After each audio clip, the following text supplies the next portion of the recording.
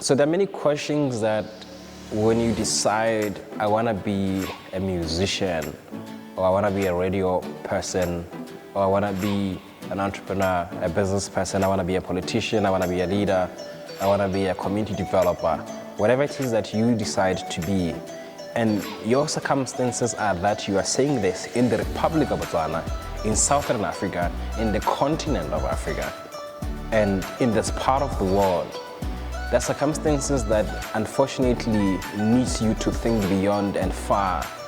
So, as I said in other videos, when we're teaching entrepreneurs that there's two sides, and I'll speak about it until everybody can understand. There's two sides to everything you decide to be. If you want to be a musician or an entrepreneur, whoever it is, there is the craft of your business, or the craft of your purpose, or the craft of your passion. So it could be singing, as we always often state as an example. It could be the intellectual property in terms of the business idea. But this alone is not enough, because there is the business of the craft that we're talking about. So the truth is, Botswana entrepreneurs are extremely talented. Botswana musicians are extremely talented. You look at social media, you wonder how guys like William Last KRM has some of the videos that they produce been shared by Hollywood stars in the US.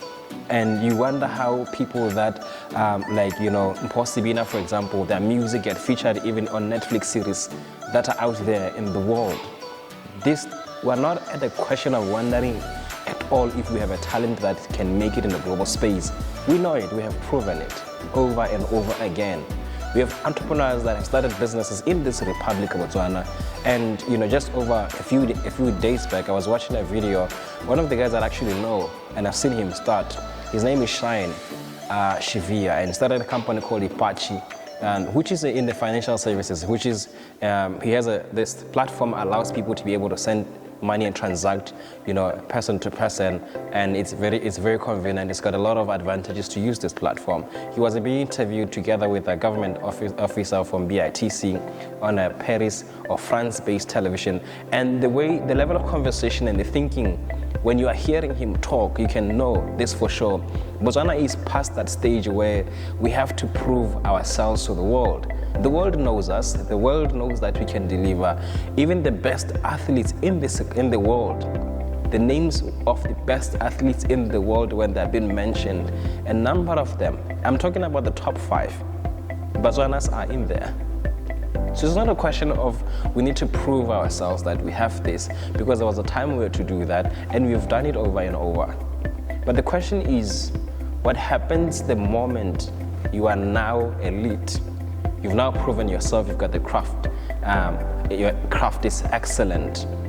So the thinking in terms of capacitating our musicians, capacitating our business people, capacitating our leaders, innovators, everyone in thinking long-term and vision for growth, because growth is not always on the craft, growth is in the business side of things. So this is what worries me a lot when I think about it, to say when we frame policies in this country, when we frame programs, it could be public service or it could be private sector, when we create funding platforms, when we create financial services in terms of how people can access loans, in terms of how people can bank their money, in terms of how people can access certain services, in terms of the types of deals people can negotiate.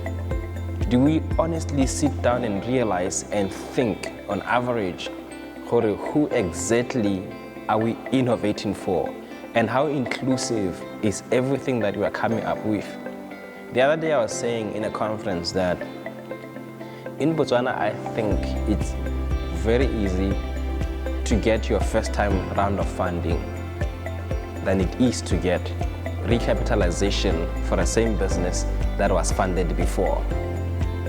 And this is why you have a lot of programs, and I won't mention names. They are rather more pleased in counting the numbers of new people that they have funded, more than the projects that they have refinanced to make sure that the original intent of these companies, it is being achieved. So you find a program that has 1 billion pula in funding, and it is funded new people.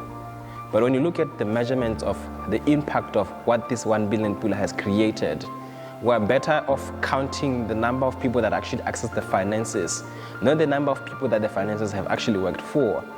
Because for us, we are like, we want to fund 1,000 entrepreneurs by the end of the year. Because the goal is not necessarily financing for access, to say we've covered this number of people. So the same thing is very true with other things. We can name many cases. We innovate for youth and programming in terms of policy. Like if you are 35 and below, 18 to 35, you can access this. The moment you hit 36 in the Republic of Botswana, that's when you're going to realize how this country actually looks like. Now, the largest demographic, of course, is young people. But as we move forward, we're realizing that the guys that actually have the ideas and the talent for this time where we are in, they're not included in terms of our programming.